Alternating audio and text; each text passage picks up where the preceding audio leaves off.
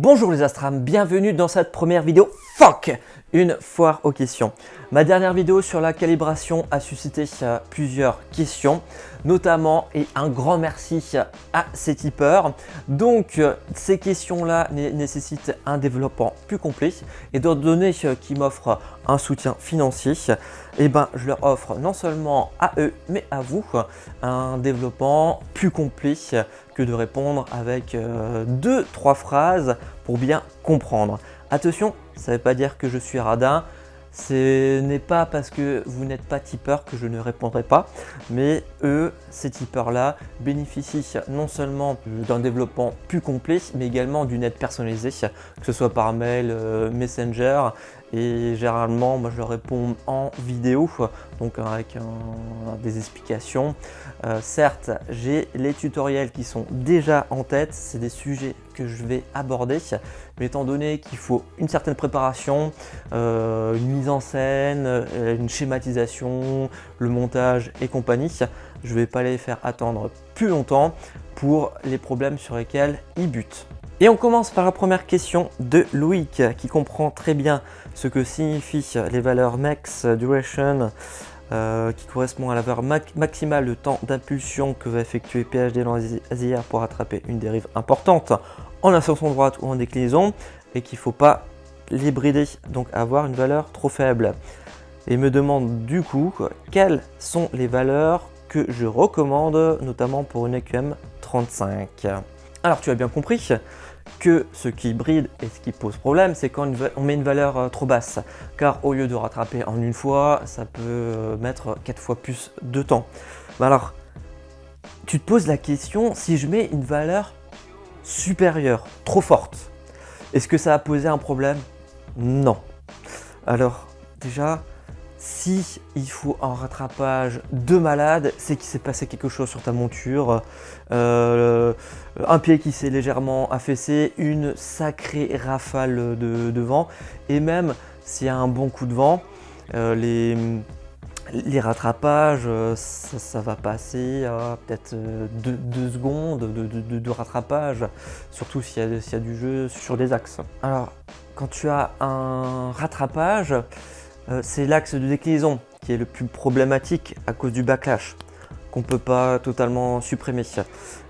Par défaut, l'algorithme est le resist switch, c'est-à-dire là tu as la ligne qu'il ne faut pas dépasser pour ne pas basculer du nord au sud, et en fait quand il va faire un rattrapage, par exemple quand il est sur la partie inférieure de ton graphique d'autoguidage, il va à chaque fois donner des impulsions mais pour atteindre une valeur très légèrement inférieure.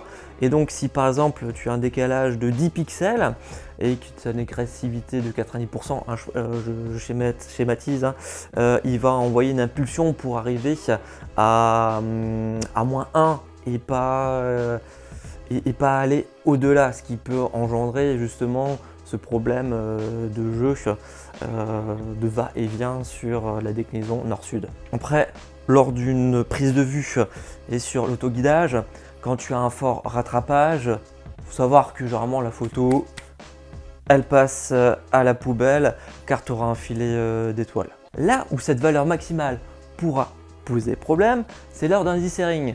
Dithering qui consiste à décaler à chaque fois ton image de quelques pixels.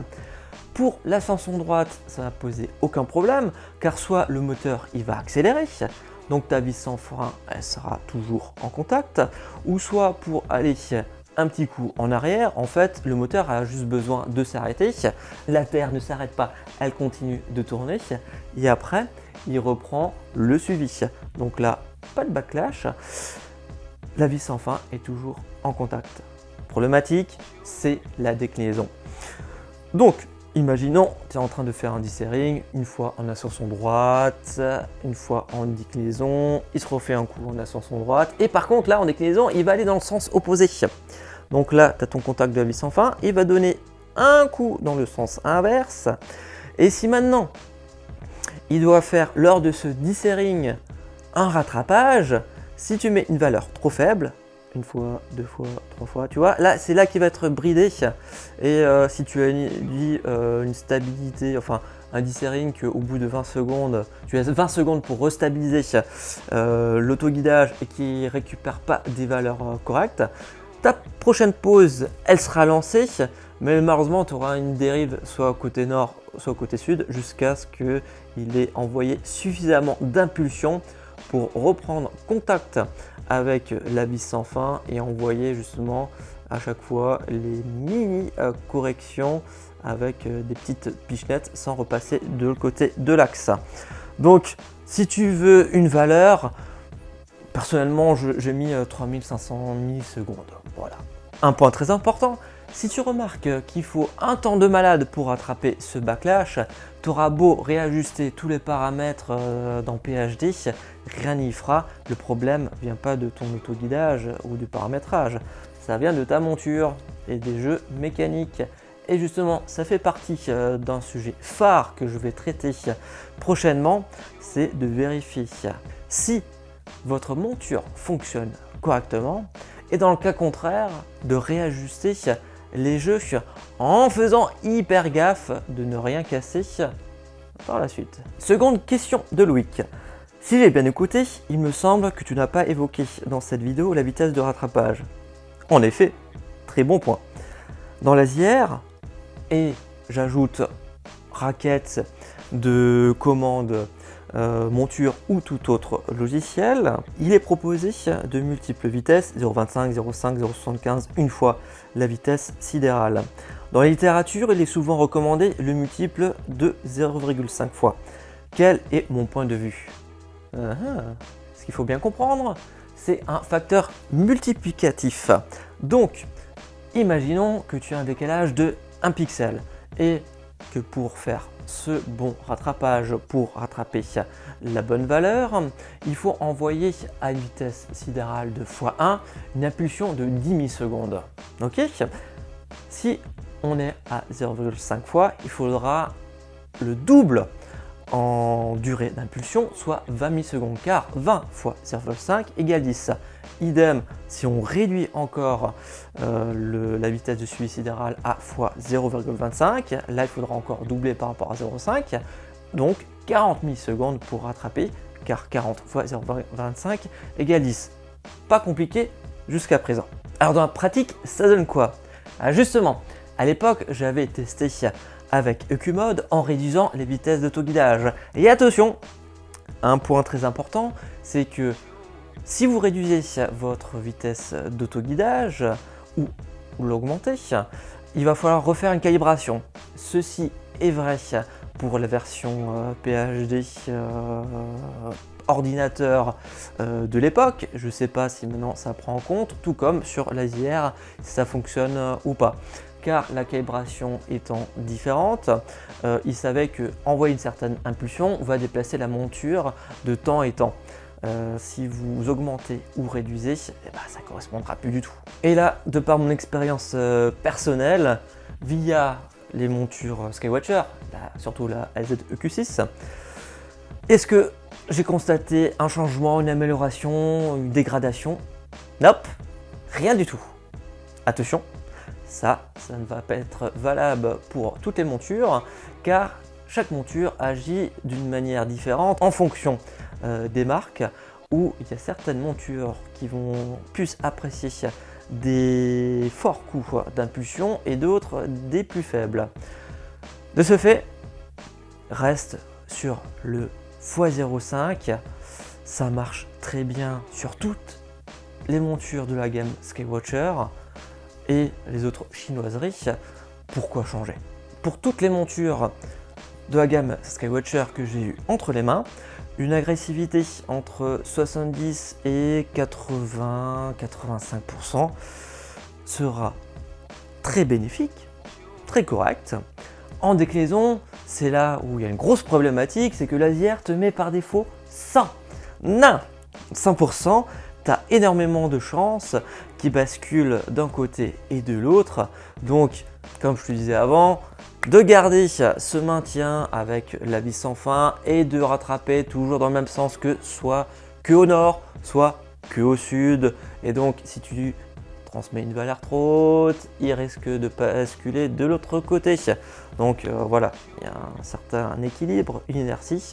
Et si malheureusement, tu as envoyé ta monture de l'autre côté, il va rattraper le backlash. Pause foutu.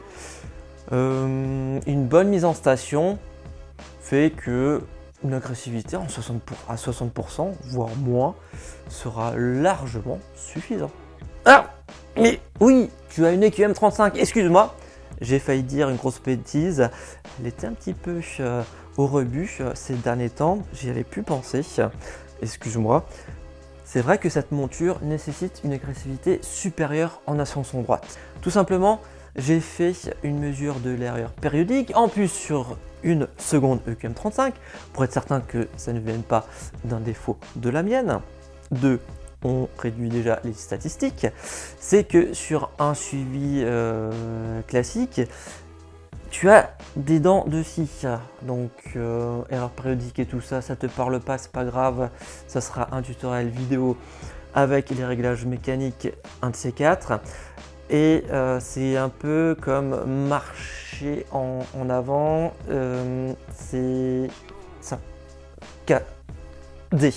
Donc c'est vraiment par à-coup, et ce sont des fréquences ultra rapides en l'espace d'une seconde. Soit ça peut aller à une vitesse trop inférieure ou trop supérieure, et là les rattrapages, il doit être beaucoup plus réactif. Donc là, je tourne à 90%, même parfois 100%. Et également, je te conseille de réduire le temps de pause d'auto-guidage sur l'ASIR. Malheureusement, on ne peut pas sélectionner le temps désiré. J'aurais bien voulu tester avec 1,5 secondes. Donc soit tu as 1 seconde ou 2 secondes. Passe à 1 seconde. Pourquoi? Parce qu'entre 2 secondes, ta monture, soit elle accélère ou elle ralentit suffisamment rapidement pour dépasser un certain seuil en arc seconde, et que ça mette du temps à pouvoir le rattraper. Et malheureusement, ces rattrapages, ils sont assez aléatoires sur tout le suivi. C'est-à-dire que c'est pas seulement sur une partie là que tu dois faire rattrapage dans un sens, c'est vraiment par-ci, par-là, 1 seconde et une agressivité de 90%. Ce sont mes recommandations pour la QM35. Dernière question de Loïc, ce serait intéressant de faire une courte vidéo sur le bienfait du desserring? Bien sûr, c'est un tutoriel qui est en tête, qui sortira un jour. À ce propos, est-ce que la périodicité du desserring dépend de la qualité et du type de caméra imageur? Premièrement, forcément, si ta caméra est tip-top niveau qualité, le desserring, il sera un peu moins important, mais il le sera toujours. Je vais t'imaginer quel est l'intérêt et les bienfaits du desserring. Donc, imaginons que cette feuille représente la surface de ton capteur. Malheureusement, chaque pixel n'a pas la même qualité, la même sensibilité au niveau de la réception. Donc, imaginons un pixel ici qui il peut être de deux types, soit il récupère correctement l'information, ou soit il est un petit peu défectueux. Et en tant que pixel défectueux, il y a deux types, les pixels chauds et les pixels froids. Les pixels chauds, tu peux en avoir des statiques, c'est-à-dire qu'ils vont toujours générer une information, donc le pixel il est saturé, plus ou moins saturé, et ça sera toujours constant, ou sinon de manière aléatoire, tu as des pixels chauds qui vont se balader un petit peu partout dans l'image. D'où l'intérêt de faire des darks. Donc les darks, c'est une série de plusieurs poses et qui vont générer une carte des pixels chauds, et lors d'un pré-traitement, on connaît les pixels chauds et on les supprime. Et pour les pixels chauds aléatoires, c'est lors du processus de pré-traitement qui va remarquer que, ah tiens, sur une ou deux images sur une centaine, il y a une information, un pixel, donc une information d'une forte valeur, donc un pixel chaud, qui n'a aucune raison d'être. Et du coup, le logiciel de traitement, il capte que c'est un pixel indésirable, du coup, hop, il le supprime. Le pixel froid, c'est un petit peu compliqué, j'ai pas trouvé de réelle définition, je vais donner la mienne. C'est un pixel qui récupère peut-être pas assez d'informations, bref, je vais dire là, je laisse l'avis aux experts. Donc, on va surtout prendre l'exemple du pixel qui fonctionne pas à 100% de ses capacités.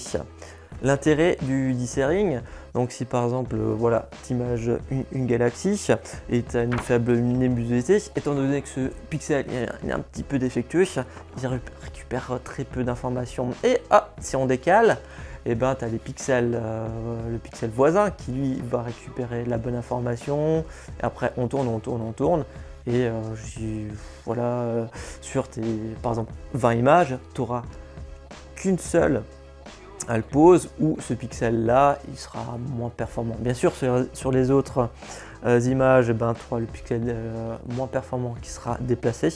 Mais la somme de toutes les images photographiées feront que tu auras le maximum d'informations. À savoir, qu'est-ce qui se passe si on ne fait pas de dithering? Dans un histogramme, ici on a les hautes lumières et là on a les basses lumières. Quand on photographie au niveau du ciel profond, les informations sont ultra faibles, elles sont tout au bout. Ici, sur cette plage là, on va retrouver les étoiles brillantes. Là on dirait qu'il n'y a pas trop de problème parce que ça récupère assez de photons. Et si on a des pixels défectueux ou c'est qualitatif, si on reste dessus, à chaque fois, il y a une information qui va se créer. Ça veut dire que ton pixel, il va rester suffisamment noir. Sur une échelle par exemple de 1 à 100, il reste à 1. Mais étant donné que cette valeur à 1 sur 100 est présente sur chaque image, le logiciel ne va pouvoir le constater en tant que défaut, donc il le garde. Or, un capteur pour fonctionner, donc c'est sur toute la partie électronique, non seulement il génère du bruit, mais le bruit c'est un peu comme regarder Canal+ embrouillé, il bouge, mais il y a certaines informations qui sont statiques et c'est ce qu'on appelle une trappe, surtout sur les capteurs de Canon, et c'est un peu strié du banding. Et étant donné que tu n'as pas fait de dithering, à chaque fois, ces bandes de pixels vont être marquées et comme étant une vraie information. Le fait de faire du dithering, de faire tourner l'image, va étaler, va noyer.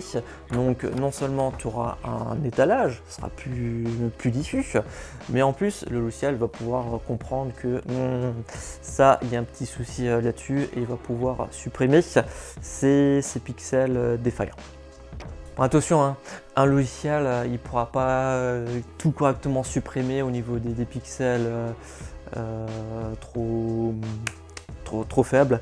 Les pixels chauds, c'est assez facile parce qu'il capte quand une information est trop élevée. Après, quand c'est noyé dans le fond de ciel avec ces pixels plus ou moins défaillants, compliqué. Donc, pour expliquer tout ça plus en détail, plus en profondeur, il faudra attendre un tutoriel qui sera prévu pour l'année prochaine. Je poursuis avec une question de Philippe. Alors, pour obtenir le bon positionnement de ma caméra de guidage, donc là en fait il est en train de parler de calibration pour que ces caméras soient correctement parallèles ou perpendiculaires aux axes, tout dépend comment on voit le sens. Lui il pense qu'à chaque fois il va falloir faire une calibration, ben, en effet c'est comme ça qu'on constate qu'elles ne sont pas parallèles aux axes, de vérifier donc la position, de faire un ajustement de la position, de la rotation de la caméra et de relancer une calibration. En effet, c'est long, c'est chiant. Il y a une solution beaucoup plus pratique. Pouh, tu peux faire cette manipulation en pleine journée. C'est pas magnifique tout ça? Ah, pour une fois qu'on peut faire quelque chose en pleine journée. Alors, première étape, tu mets vraiment ta monture à niveau. Voilà. Si tu te retrouves avec un mauvais ajustement sur le ciel, ça sera différent. Tu mets après ta monture à l'horizontale et l'axe de déclinaison. Du coup, quand tu vas le bouger, il va faire tout simplement en haut, en bas. Tu vas à ta fenêtre, dans ton jardin, sur ton balcon, n'importe. Tu vas cibler quelque chose au loin, un poteau électrique, une pointe de clocher, n'importe, quelque chose qui est censé être bien droit sur notre terre. Et tu vas tout simplement mettre ta caméra, une faible exposition, tu vas jouer sur l'axe de déclinaison en haut, en bas, et tu prends un réticule. Et du coup, ben, à chaque fois, quand tu montes et tu descends par rapport à ce réticule, donc si tu as un réticule et que là, tu as une pointe de cocher, tu te mets juste à côté ou vraiment en plein dessus. Il faut que ça suive exactement. Donc si tu te traverses, tu fais en direct, hein, tu tournes, tu resserres, tu tournes, tu resserres, tu fais un ajustement. T'es pas encore bien, ok, clac, boum. Donc là, tu perds pas de temps. Et mis à part faire le montage chez toi à la maison et prendre 10 minutes, c'est bon, c'est résolu. Attention, condition sine qua non pour que ça fonctionne, c'est que ta caméra d'autoguidage, ton montage ne doit plus bouger. À la rigueur, si tu dois juste enlever, comme chez moi, la lunette qui est sur une queue d'aronde, c'est bon, parce que la base, elle est bien plane, bien serrée et compagnie.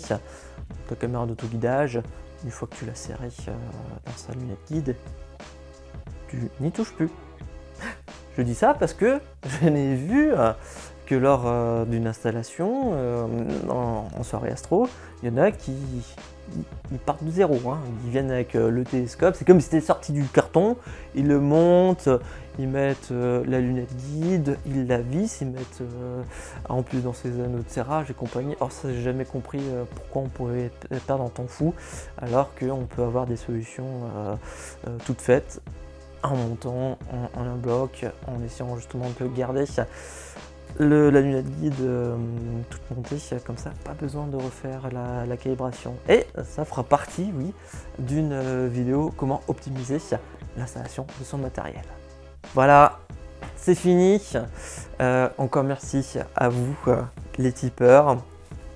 N'hésitez pas à faire un petit tour sur ma page comme d'habitude et sachez que non seulement je leur réponds en vidéo de cette manière-là pour vous, pour toi public, mais également encore plus en détail dans des vidéos personnalisées. Et d'ailleurs, pour tous les tipeurs, ce que je compte faire, c'est créer une playlist de vidéos donc qui ne seront pas répertoriées de toutes les aides que j'ai déjà pu transmettre à différents internautes, à différents astrams, et donc que ce sujet vous intéresse ou pas, vous y aurez accès. À bientôt, ciao ciao.